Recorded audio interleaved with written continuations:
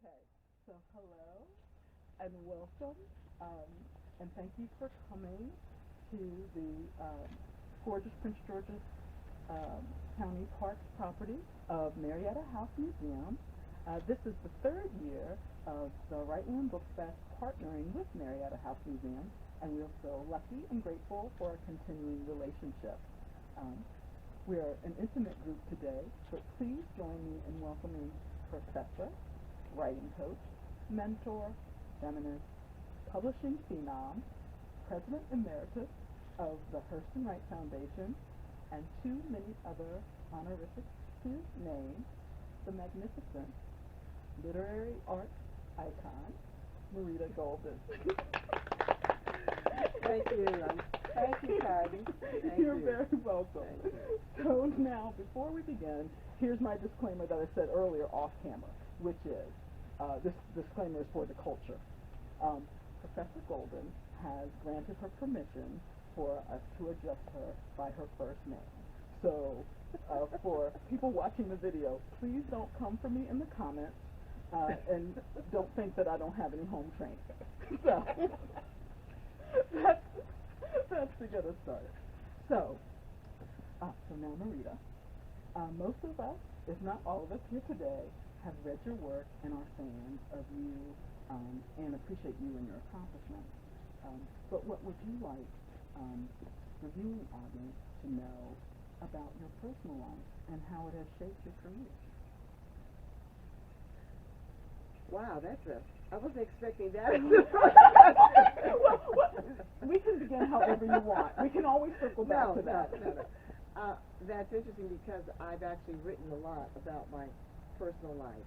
And I think that because I've written several memoirs, I write fiction, nonfiction, memoirs, essays, I will say this, that memoir has been a tremendous gift to me. Writing about my life in Migrations of the Heart, Don't Play in the Sun, Saving Our Sons, and now in the new book, gave me a way to really discover who I am. I got to write about my childhood, I got to write about my parents, and in writing about them, I came to love them and understand them. Memoir also has given me a way to take a stand on certain issues, even as I have plumbed the depths of my own experience. When I'm teaching my memoir workshops, people will often ask the question that I asked when I wrote my first book, Migrations of the Heart: why would anybody care about my life? I mean, I didn't go to the moon, I'm not filthy rich, I'm not engaged in a scandal. Why would anybody care about my life? And people care because as human beings, we are entranced by stories. We love stories, we need stories. Stories are kind of our food, kind of our fuel. And when we read stories of people coming of age, learning to navigate their way through the world, that's a deeply compelling story, but it's also a story, if written with skill and power and beauty, can transform the reader so that the reader feels that they are you. They feel all the things you felt. They feel your transformation, and they are lifted with you. It's interesting, I was at dinner Saturday night, and a friend, we were talking, and he said he had just recently read Ann Moody's book, Coming of Age in Mississippi, which is one of my all-time favorite memoirs. If you haven't read it, it's fantastic. It's a memoir about Ann Moody growing up in Mississippi and becoming a part of the civil rights movement. And she writes with so much authenticity and honesty about the poverty, about the family ties that were frayed, about what it took to survive in that cauldron of severe racism. And it's at the same time a story of a girl growing up. She's 12, she's 13, she's 16, she's 18, and she goes through all the normal things that everybody goes through. It's just that she becomes a political activist. So she writes, and every time I teach the book, people fall in love with it because of her voice, because of the honesty. And when we have to confront those things that we're afraid of, they really do empower us. So that's all I'm going to say about it. No, that's fantastic. So let me pick out a couple of things that, over the years of my reading your work, that stuck out for me, and then more recently with reading the Wide Circumference of Love, Us Against Alzheimer's, and The Strong Black Woman, is all of your writing, fiction and nonfiction, there's so many recurring themes, but what really popped out for me was identity and authentic voice. And so my follow-up question is, when you first started writing your first memoir, was that a conscious decision about identity and authentic voice, or in that first one was it more, I feel like my story needs to be documented and shared? Like, do you remember how that kind of evolved? Well, I often tell people who are writing memoirs that you don't write a memoir because you want to. You write a memoir because you have to. That is, you are dealing with a legacy. And it's not always trauma. You know, people always think a memoir is, oh, I was molested, I was abused, I was, but a memoir is a story of coming of age, and it is a story of overcoming. But you really are called to write a memoir.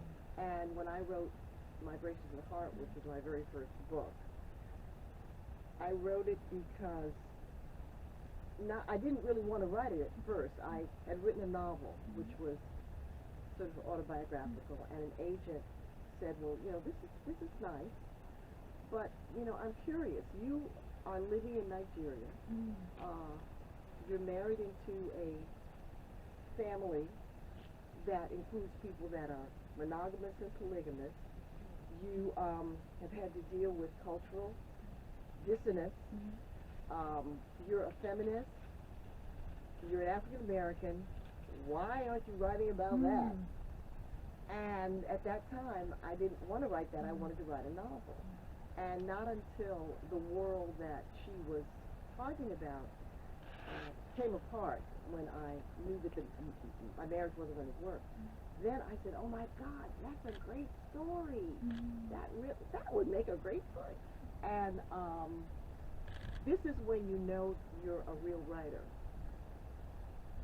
I was going to leave my husband without his knowledge, so there was some planning that had to be done. So I knew that I was going to write about what that agent said I needed to write about once I got back to the States.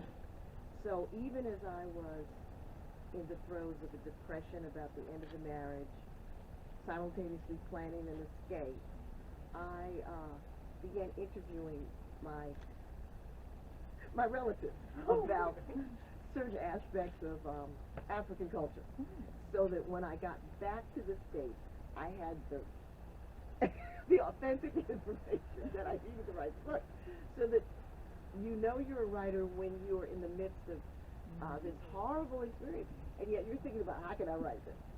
So she was exactly right, that the novel that I'd written paled in comparison to the journey of growing up in the 60s against the backdrop of the civil rights movement in Washington, D.C., getting black and loud and proud, falling in love with an African from Nigeria, going to Nigeria, learning to speak the language but still being outside the culture, forming a friendship with a group of African American women who were also married there,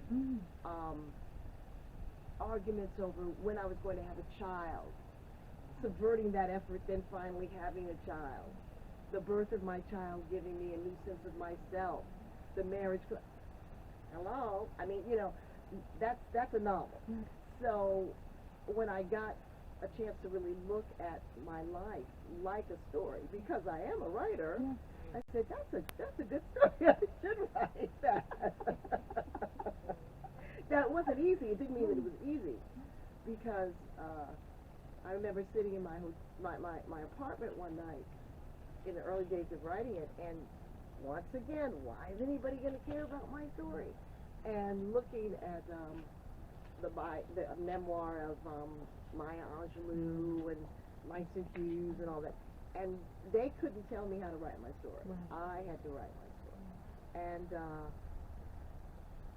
once you can tell people how to put a car together and make it compelling using the right language. So what lifts your story into relevance for everybody else and allows it to be taken into their heart is language. And that's why you want to honor the potential of the language to be beautiful, to be inspiring, to be powerful. Okay, that's okay. Let me catch my breath for a minute there. You said earlier that my question was not where you expect to go, and your answer took me to places, unexpected places. So thank you for that. So following up on that, with your first experience of the swing from fiction to nonfiction, so did that pretty much set up your pattern? Because it does feel like, looking at the scope of your work, it does feel like a certain rhythm. And so I was curious to know, is it then subsequently, was it like whatever research you were doing for a particular novel, then it was so interesting that you decided you wanted to pursue a nonfiction project about it? There seems to be a pattern, but the only pattern is that I simply get called to write things. I'm one of those writers that, like, some writers are very, very, very prolific and are really, really even more productive than I am, and they can just sort of write. They're going to choose a subject and they write about it. A subject has to call me, has to claim me, and what's happened is that novels have claimed me, and it's sometimes, for example, I remember when I was writing, I think I was writing the novel after about the police officer, and it took a long time to write that book, and I got very frustrated with how long it was taking, and I needed a break from it. So my stepdaughter had called me up and said, there's this video on BET that you're going to like. I know you don't like to look at BET, but you're going to like this one. And it was video by India Ari, Not the Girl in Your Video. And she writes, the song, of course, is about not conforming to traditional standards of beauty. It's about being dark-skinned. And hearing her sing that song just opened something in me at that moment. And I said, how brave of her to write a song about this very taboo subject. And that song gave me the courage to begin thinking about writing my own meditation on colorism. And out of that came Don't Play in the Sun. So I put After aside, wrote Don't Play in the Sun, and then went back to After. But I'm a writer who likes to use the genres give you different things. The beauty of fiction is that it's this strange, mysterious, dangerous world. You don't know what's going to happen, and that's the allure of it. That you have this incident, something that has got you compelled. What's going to happen to these people? And you're thinking, I don't know, but I'm willing to spend the next couple of years to find out. Whereas with nonfiction, memoir, you do know what's happening. I knew what I felt about the color complex, but I also, through my research, had no idea how pervasive, how worldwide, how impactful it was in a negative sense. So there's this part of my brain that's sort of intellectual. The nonfiction feeds that. There's this part of my brain that's very creative, that is a storyteller, a natural storyteller, and the novel feeds that. But in a sense, everything is a story. And in my books, Saving Our Sons, which, by the way, is going to be re-released next year. Yeah, a new edition. Saving Our Sons, Don't Play in the Sun, and now The Strong Black Woman, I consider kind of a trilogy of books that are what I call communal memoirs. in that I start out meditating on a particular trauma or issue that affects the African American community. And I tell you my story, but then I also reach out to other people. I bring in interviews, I bring in research. So it's kind of a communal memoir, and the new book is kind of a continuation of that. Oh, that's excellent. So, to pull that thread, because I was curious to know what set you into the editorial role, because Wild Women Don't Wear No Blues, and Strong Black Woman, and Me, My Hair, and I, and your anthologies where you're a contributor and or the editor. Was that a natural progression? Did somebody invite you to the first project where you were the... Well, the first anthology was a suggestion of my co-editor, and then both Gumbo and It's All Love were books that were designed to be fundraisers for the Hurston Wright Foundation. And then Us Against Alzheimer's was again a project designed to raise money for an organization, but also it drew out the fact that when I was doing research on my novel that dealt with Alzheimer's disease, I was really struck by the ways in which the strongest families dealing with Alzheimer's told me not just a story of what the journey had cost them, but what it had given them. And I thought that's a story that hasn't been told, and I'm always looking for stories that haven't been told. So that's why I wanted to do that book. I enjoyed that immensely. Just on a personal note, I might have shared with members of the audience before we went on camera that in the late 80s, early 90s, my dad's mom, we came to find out later, had Alzheimer's, but it was at a time where the diagnosis was very rare, an accurate diagnosis, and what muddled it a little bit and also kind of connected me in a personal way to the Strong Black Woman was that my Nana had previously, as a younger woman, had mental health challenges. So then that muddied getting an accurate diagnosis for what was actually going on with her then. So I really appreciated Us Against Alzheimer's because it felt very validating. So thanks for that as well. Okay, so I'm not going to be off. But speaking about Us Against Alzheimer's and the White Circumference of Love and the Strong Black Woman, it's interesting that in your mind the trilogy is Saving Our Sons, Don't Play in the Sun, and the Strong Black Woman, because the way I read these three books, in a way they feel like a great. I got more than one trilogy. Right, they feel like a trilogy as well. And so with the Strong Black Woman available for pre-order, but also scheduled to release on October 12th of this year, how would you like to, or do you consider this as kind of a progression to the Strong Black Woman? Because, and maybe also because I read them, these are the three I've read most recently in that order. Well, I think that as writers we have a kind of territory that's ours, and we do find ourselves working again and again in that territory, but trying to find a new way to meditate on it. And I think you're right. There is a connection between the issue of Alzheimer's as a mental health, as a disease. It's a disease. Right. That's the thing. It's not a mental health issue. It's a disease, but that it manifests in ways that appear to be mental.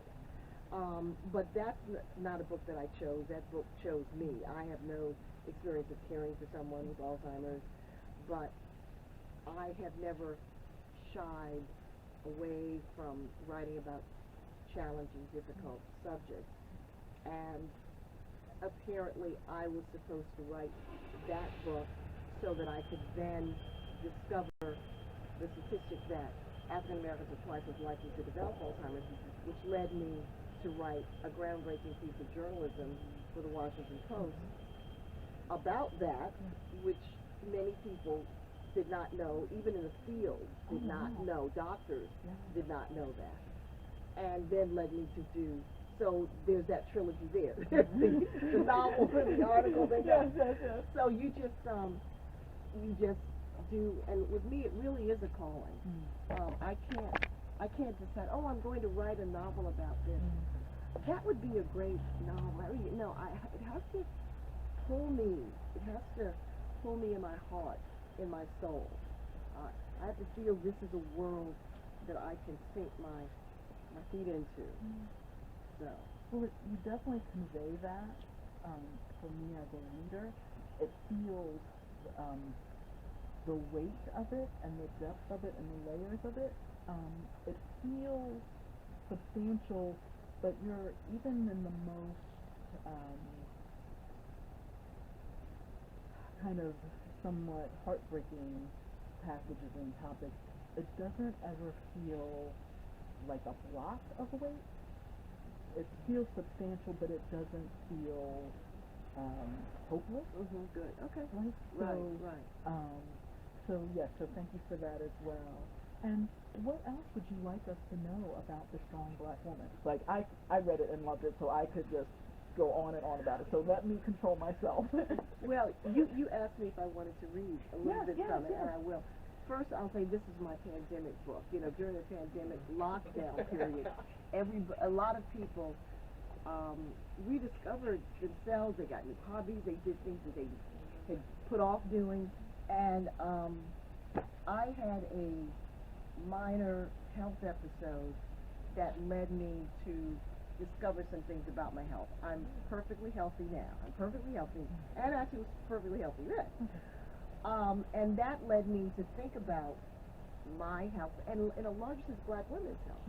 And so I started looking around the internet, and I found that there's this conversation that is now developing around the strong black woman as mythology, complex, whatever you want to call it.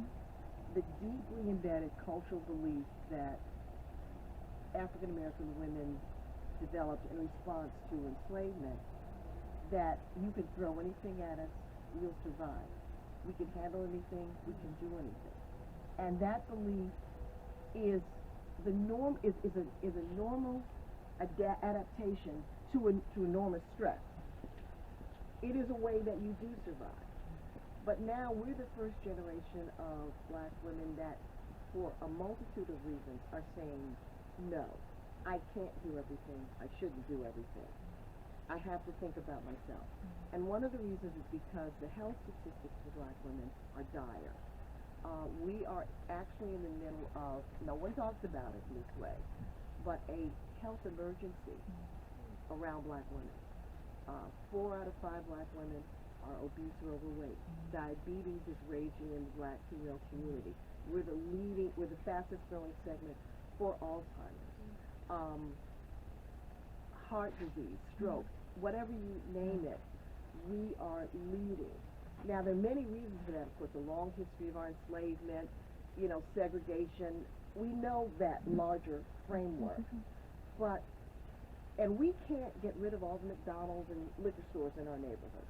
We can't snap our fingers and immediately have universal health care as a right, which we should have, and which would save many lives, including many black lives. But we can change our attitude about our bodies and our health and our mental health. That's the one thing that we do have control of. And one reason it's so hard to release the black woman mythology is because that's the one thing white people can't take away from us. We can say, I'm strong, whatever. I'm strong, whatever. And even if it's not true, even if we are near stroke and don't know it because we haven't been to the doctor in several years, even if we never say no to our children, even if we are the family ATM machine, and we are battling, on the one hand, feeling overwhelmed, but taking care of everybody else makes us feel empowered. Essential. And exactly, but that power is actually draining us. So there's a conversation going on in articles, journals, on the internet and other places about how strong do you really need to be? And can you be too strong?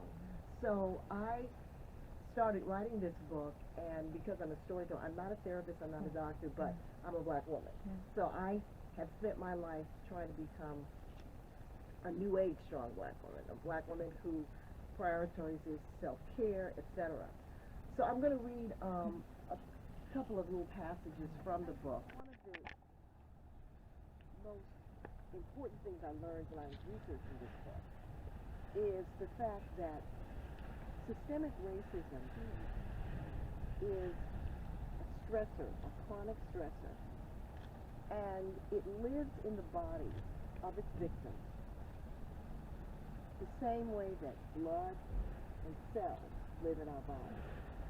So that systemic racism and the impact that it has on us makes it harder for us to lose weight. It makes it harder for us to fight diabetes. It makes it harder for us to fight heart disease.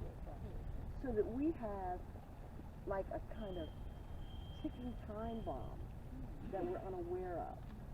And it detonates by giving us all these difficulties in dealing with disease and ill health. And that's why developing practices that prioritize self-care are so important to, on a regular basis, release that tension. The buildup of systemic stress is daily. So the release of that stress has to be daily also. So I'm going to read a couple of little chapters, snippets from the book. Our bodies and souls and spirits are a map, a testimony to the ravages of our enslavement, the cruel legacy of legal segregation and lack of access to wealth, good employment, stable housing, and good health care. And our psyches have been twisted and turned inside out by the stories we tell ourselves and the stories that are told about us. Stories that have sometimes saved and sometimes sabotaged us. The strong black woman, the angry black woman, the black woman who says yes to everyone but herself, the black woman who believes Jesus and only Jesus is the answer to every problem, who rejects the idea that therapists, doctors, self-care are also part of Jesus' plan. The superwoman, the invincible superwoman. We've had to be strong. We have good reason to be angry. We say yes over and over to our families because the world so often tells them no. And who wouldn't want to be a superwoman? I was 21 years old and my mother was dying. She lay comatose in a bed in a rehabilitation center for 6 months, wasting away before my eyes. I was a raised the black power fist, afro-wearing, militant activist, and a B-plus average student attending American University. And I had already started wearing the mask, the strong black woman mask. I was 21, and already I was a strong black woman. Being a strong black woman meant that you handled your business. You did what you had to do no matter what. My mother was dying, but I had to continue to be a successful student. Being a strong black woman meant that you didn't bother others unnecessarily with your pain. I'd rarely, if ever, seen my mother cry. Maybe she too cried in the dark. How I wish she had cried in the light. Despite all that she'd made of her life after her arrival in Washington, D.C., as part of the great migration of African Americans from the South, there was a lot she could have cried about. And in the book, one of the things is a chapter called Reimagining the History of My Heart, where I gave myself permission to reimagine some of our most beloved black female sheroes. Fannie Lou Hamer, Rosa Parks, Harriet Tubman. I even have a quote from one of the founders of Black Lives Matter. But I wanted to write about them, I wanted to write monologues as if they were telling us about their vulnerability, about their pain. as a way of enlarging the way that we envision them, as a way of enlarging the way we hold them, because we always have to imagine them as victorious. We have to always imagine them as strong, and yet their vulnerabilities, their sadnesses, their pain are as much a part of themselves, who they are, what they gave to us, as their strength. So this is just the opening section from the Fannie Lou Hamer monologue. I was one of the wretched of the earth. I was a sharecropper, the daughter of sharecroppers. The rich black fertile soil of Mississippi was in my bones. If I was mute and couldn't talk, my body could tell my story. My arms would tell you how, as the youngest of 19 children, I reached out to be held by a mother and father and brothers and sisters who sheltered and loved me. My hands would remember starting to pick cotton when I was 6. My feet would tell you about the feel of rags against her skin, because I didn't have no shoes. My stomach would recreate the sound of being hungry all the time as a way of life, because that's the way everybody around us is living. I had polio. My womb would whisper and shed the tears I cried when I miscarried and then got sterilized without my knowledge. And after I was beaten in the county jail for working with the Student Nonviolent Coordinating Committee, SNCC, to register voters, my body never healed. How could it? When I said I was sick and tired of being sick and tired, I was sick. I was tired.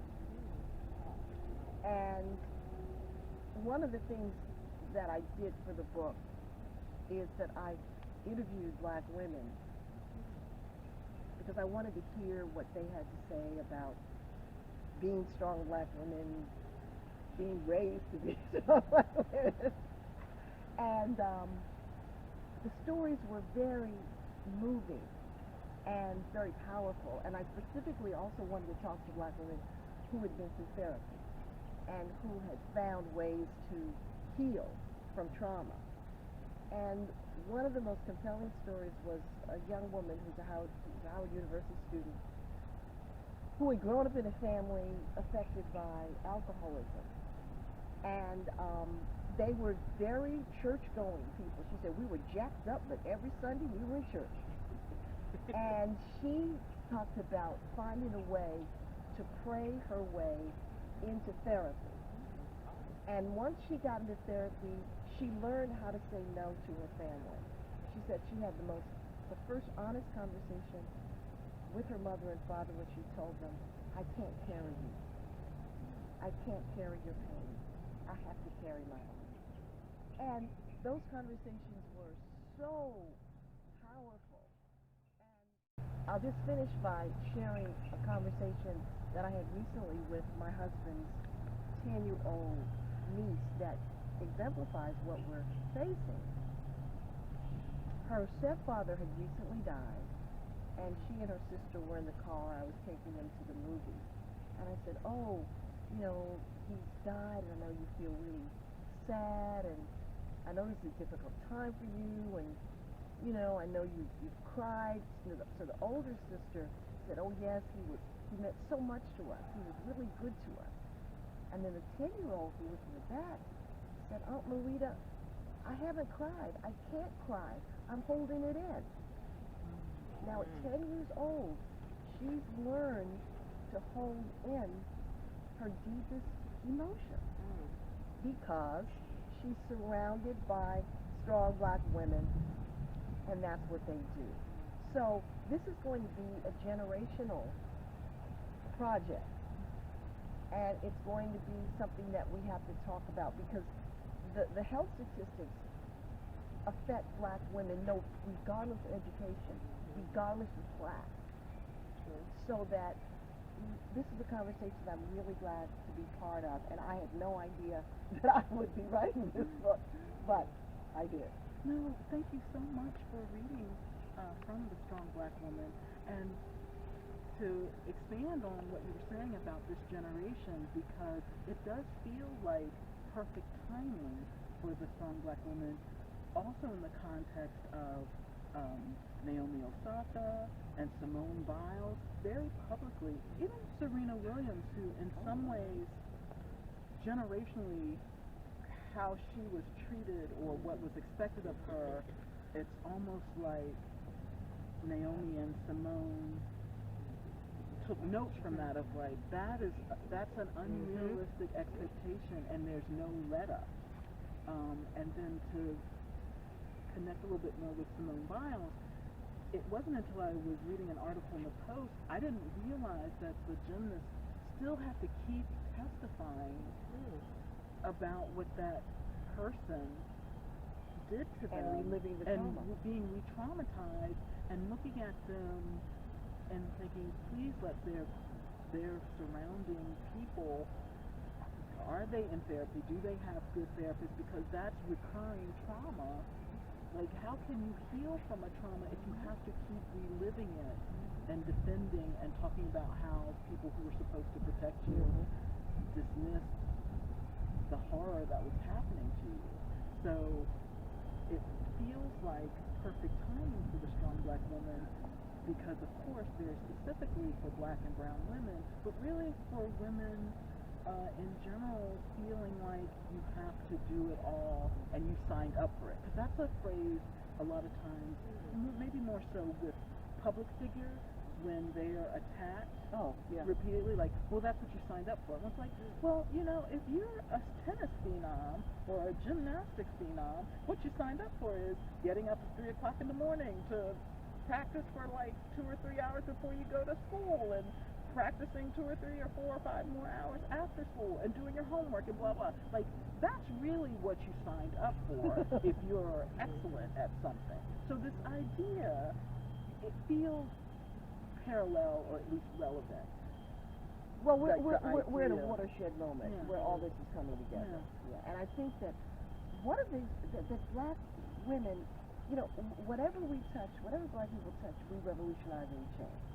So that it's not until Serena Williams and her sister really pressed that women were paid equally with men in tennis.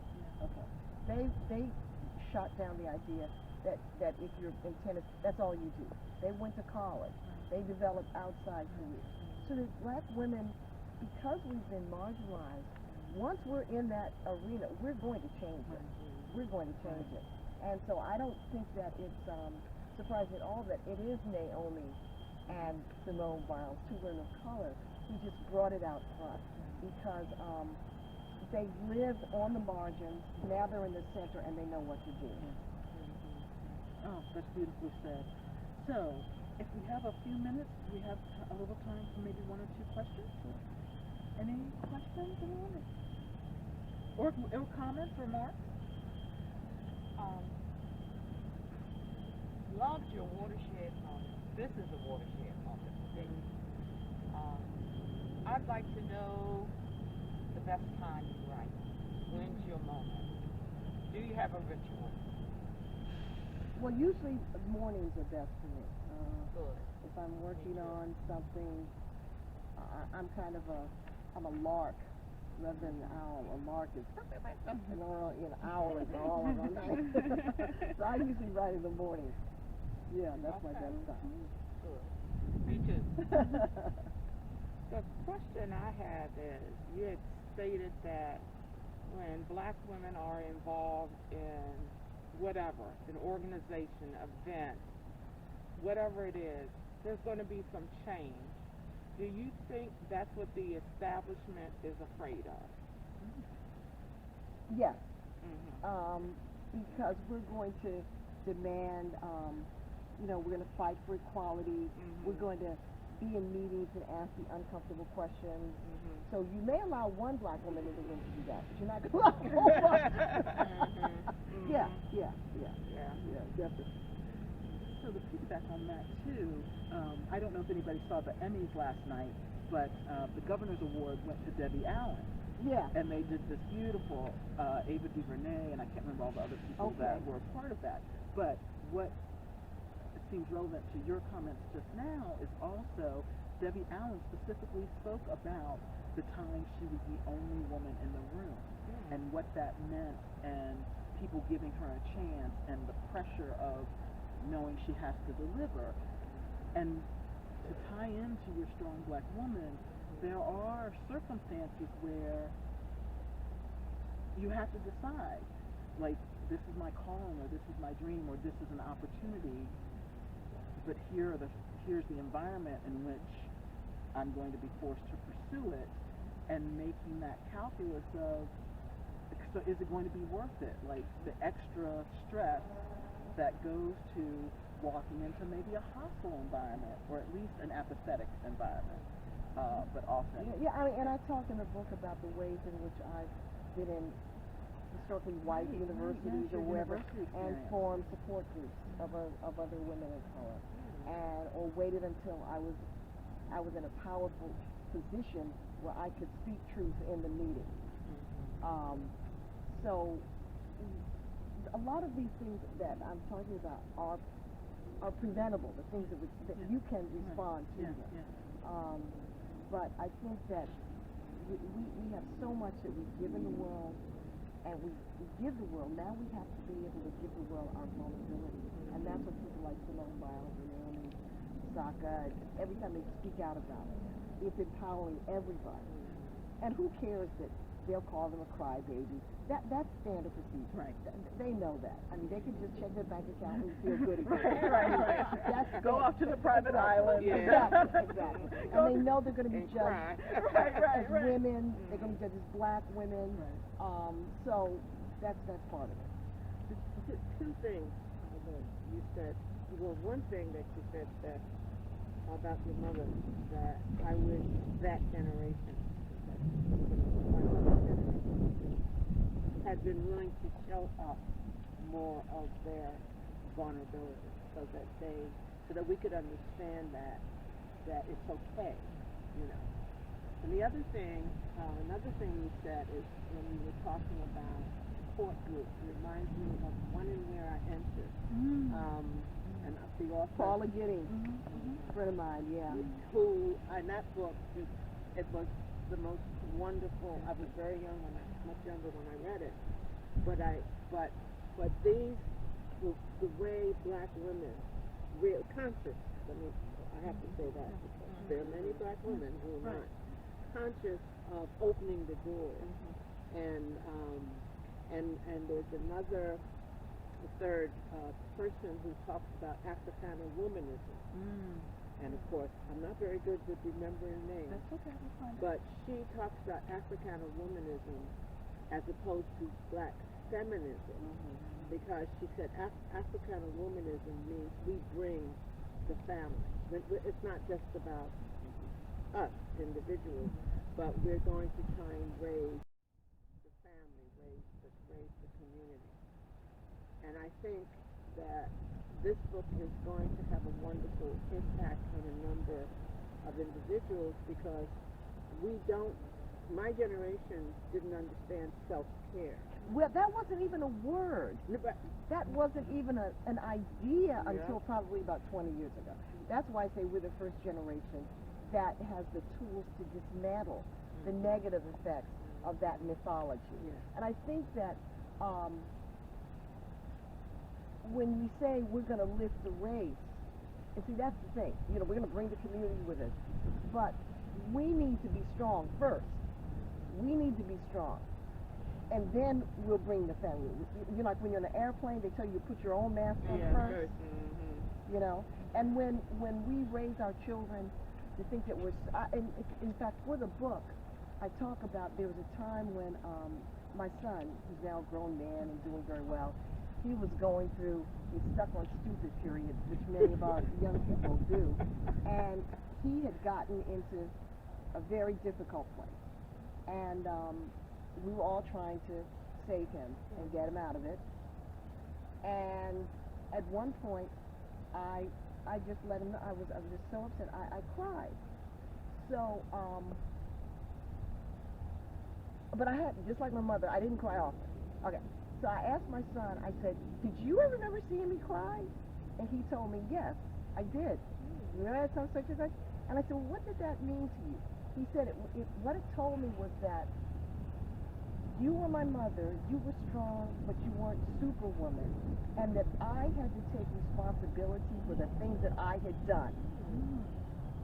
I had to take responsibility for the fact that what I had done had made you cry. You weren't going to try to act like you weren't upset, that I hadn't wrecked some things. And we disempower our family and our friends when we hold back. We disempower them when we say, oh, I'll take care of it. I got it. I had a conversation with my daughter, my stepdaughter the other day, and she was saying that very often she feels when people will come to her and they want her help, she'll feel like, oh God, I don't want to do this, but boy, it makes me feel so powerful to do it. So, but this is a thing we start every day. We'll have to reinforce it. So I'm very glad to be part of the conversation. Oh, that's fantastic. Did everyone get their questions in? Yep. So, thank you seems too paltry a phrase. Well, thank you. But, we so appreciate your coming and talking with us and having this really intimate engagement. I think I speak for all of us when I say that we've been inspired and enlightened and informed and entertained, and it's just been a good day. And I just want to tell people that they can visit my website, MaritaGolden.com. Yes. I have blogs, even if you're not a writer. I mean, there are blogs that I've written about literature and life, as well as my craft. Yes, and it has the It has pre-order information about pre-order for the book. Strong Black Woman. That's on the landing page, I think a little bit near halfway. So the information is there. I want to thank Heather Brooks, the founder of the Wright Women Book Fest, this fantastic opportunity to uplift and spotlight and all those good things. Well, we want to thank Prince George's County Parks and Planning, although sometimes I call them Parks and Recreation, so I apologize for whatever their official name is. But they are partners. Parks and Planning and Recreation. We're here at lovely Marietta House Museum. They have tours, they have a newsletter, and also this year, our first year of partnership with Prince George's County Memorial Library system. We're so grateful for that. Prince George's County is fantastic. I'm a little biased, but it's true. And Barnes & Noble at the Bowie Town Center. So all of our participating authors' books will show up in a display towards the end of September, beginning of October. And our kind of explosive in-person and virtual event, Big Day, is Saturday, October 9th, which is a nice way then to segue into the release date for The Strong Black Woman on, I think that's a Tuesday, October 12th. So did I catch everybody? We want to thank Stacy, our on-site liaison, fantastic. Thank our intimate audience for coming and being so engaged and supportive and lovely human beings in general. Did I get everybody? I think I got everybody. So I'll be sure to put links, all the links underneath the video for all of Marita's social media platforms, her website, and everything. And let me say this as well, which is we're hoping that the construction people sounds aren't in our I'm video. trying to I know, but they might be. So that's just the joy of working in a county property because stuff has to get done. So keep it beautiful and thriving for this generation and the next ones to come. So Thank you. Okay. Good.